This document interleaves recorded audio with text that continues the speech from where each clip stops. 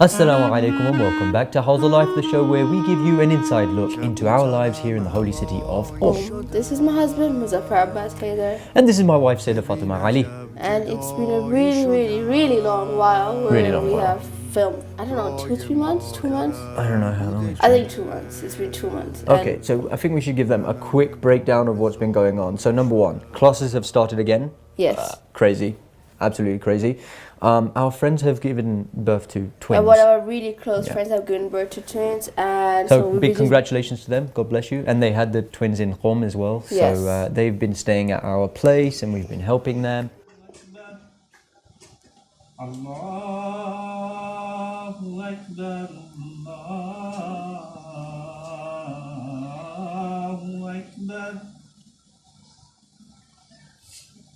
أشهد أن لا إله إلا الله. And also, there's 3 kittens in my house. Yeah, so basically he just sees 3 kittens on the road and then he's like, oh, they're newborns, so we'll just get them home. So he's been taking care of them, to be honest, because I am a bit... She doesn't like animals. I don't like animals. So I'm like, hey, you take care of them. I'll take care of my baby. I was walking to madrasa and then they were just there, going like making these squeaking noises, and I was like, what is that noise? So he's a baby cat. And he's a kitten. We thought the baby would like it, but look. It's a kitten. Stop. Look, baby kitten. Baby kitten. Where are you going? Stop.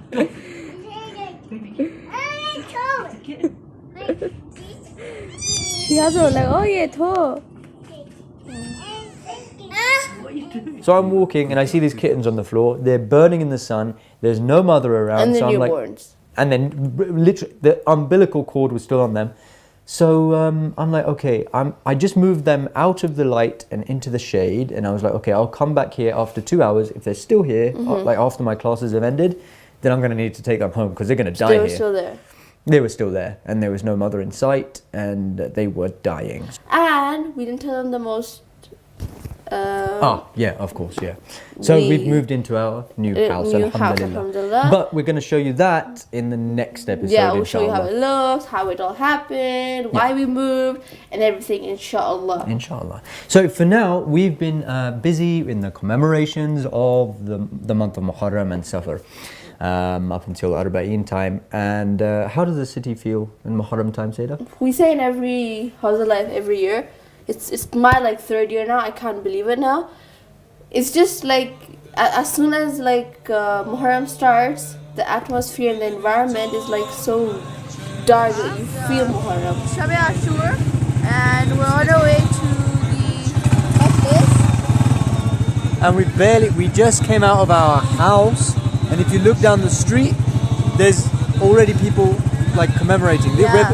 We're about 15-20 minutes away from the Haram if you drive.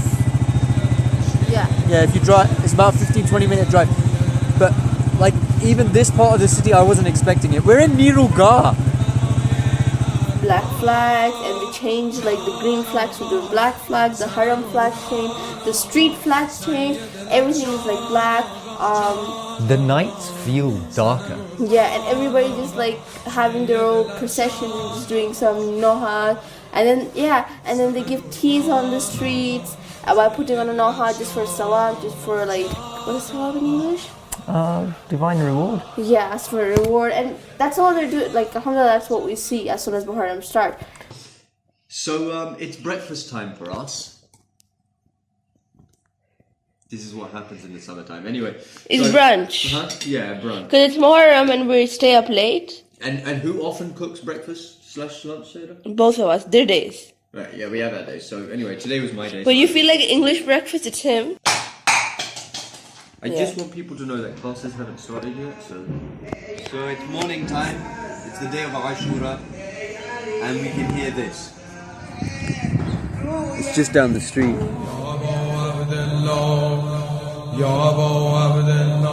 دل بیتاب اومده چشم پر از آب اومده دل بیتاب اومده چشم پر از آب اومده ماه از آن لشگر ارباب اومده ماه از آن لشگر ارباب اومده لشگر مشکی پوشا سینه زنای ارباب شب همه شب میخونن نوحه برای ارباب جان آقا سن قربان آقا سید لط جان آقا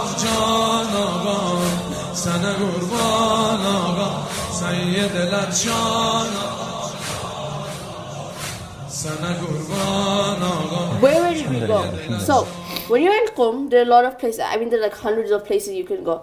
But like some places which are really popular and famous, and a lot of people like going in the very so there's three main places. When you're a Howza student, or if you're living in the Holy City of Qom, there are three places where you're going to go. Number one, we have obviously the Haram Masumah Qom, of course. So it's just jam-packed there. People are just sitting there crying for Imam Hussein. That's there.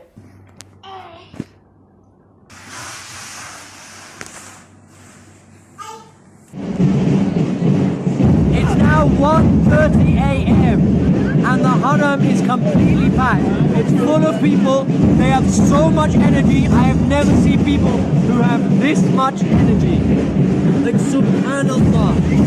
Like, something happened today that made me feel upset. Made me worried about the cause of Imam Hussein. Now, after seeing these, it's not even the 10th of Muharram today. It's the 8th of Muharram, and these people are just... And it's not just this area of the Haram, any part of the Haram that you go to, and other parts of the city as well. Okay, so we're still at the Haram, and it is now 2:30 a.m. I think it's been an hour since we last filmed anything. Now look at the people. And I don't know if you could see, but they're actually... They're doing mata. It goes all the way on. It goes on and on and on.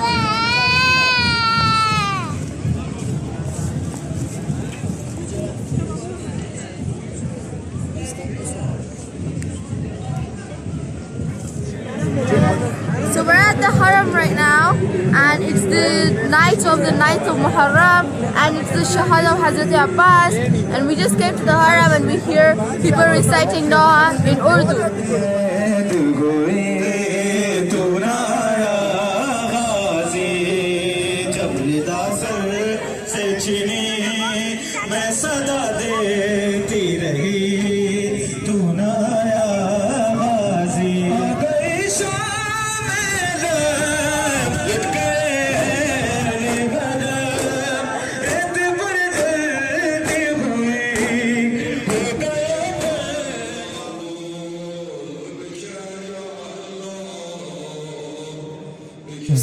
So each of these three places, they each have their special, unique qualities. So, first of all, the Haram, it's Sayyida Masumah al-Qom, and Sayyida Fatima, and they say that if you want to do ziyarah of Sayyida Fatima al-Zahra, the daughter of the Holy Prophet sallallahu alaihi wasallam, you should go to this shrine.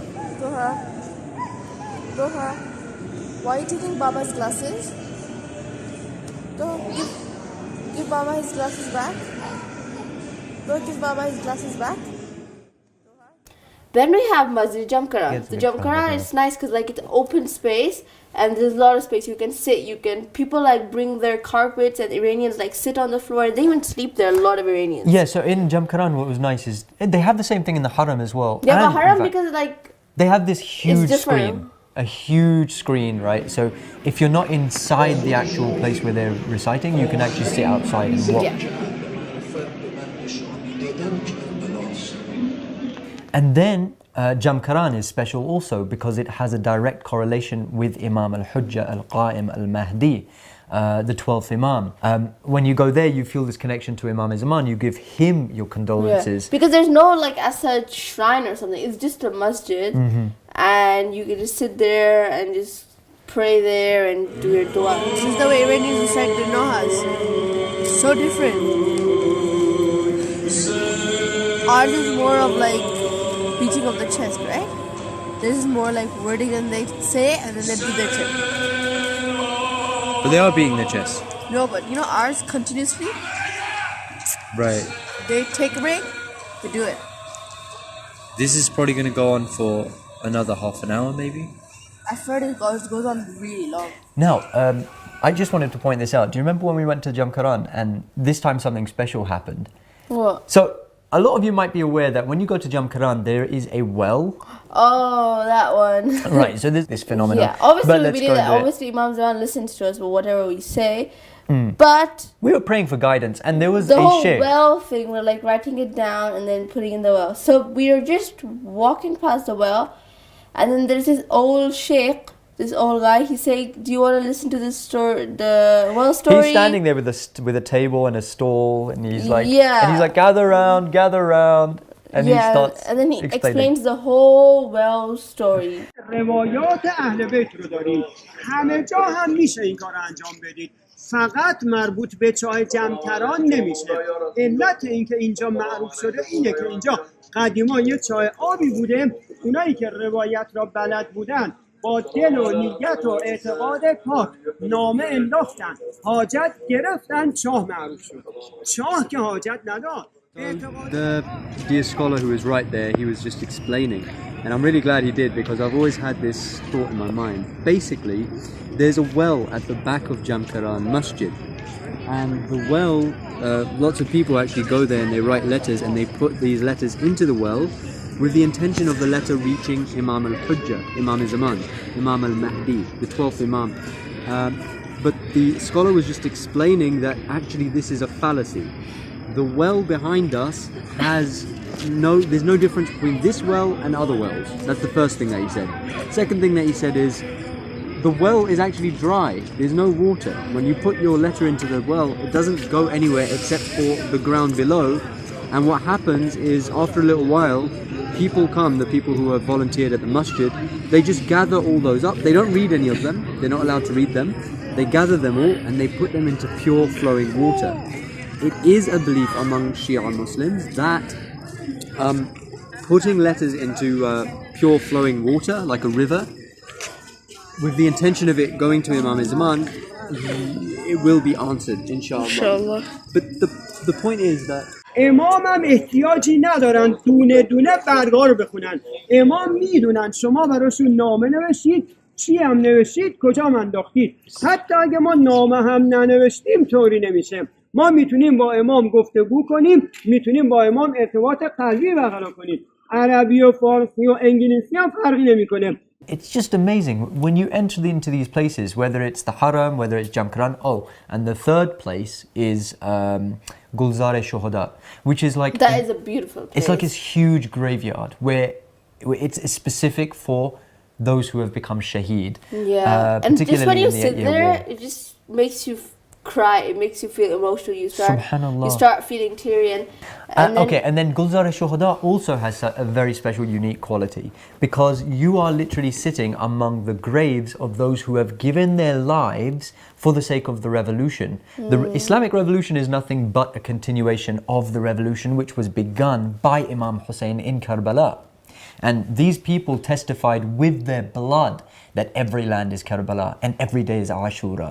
So sitting amongst them gives you another special feeling. Definitely, and I feel like because everywhere you see graves of Shohada, and then they have their majlis also was beautiful. We went like I think twice. What was the story of that boy who asked Imam Khamenei that he wants to go? There's a story. There is a young boy. He was a youth, and he went to the representatives at the time and he said, look, I want to go and join. This is during the 8-year war. Iraq actually invaded Iran and Iran defended itself against Saddam Hussein. And Saddam Hussein and Iraq at that time were backed by America and the usual suspects plus 30 countries. Yeah. And Iran actually won that battle. So this young boy goes to, was it Imam Khamenei or? They say it was Rahbar. Yeah, to Rahbar he went and he kept asking, can I go and fight? Can I go and fight? Can I go and fight? And then Rahbar said, no. And then finally he said that wasn't Hazrat al-Qasim the same age as mine? That's when Rahbar said, Wasn't he a youth as well? yeah, wasn't he a youth as well? So that's when Rahbar said, okay, fine, just go. And it is said it's because of youths like this who are willing to sacrifice for the sake of justice that they were able to make that big change and defend their Yes, country it is- and defend Islam. So you can see that these people who gave their lives and they gave their blood for the sake of the Islamic revolution, the story of Karbala wasn't just a story, it wasn't just a historical event, it was a reality, it was a movement, and they saw it like that. And they applied it to themselves. And this is why Imam Khomeini says that, everything that we have accomplished is because of Karbala and Ashura and Imam Hussein alayhi salam.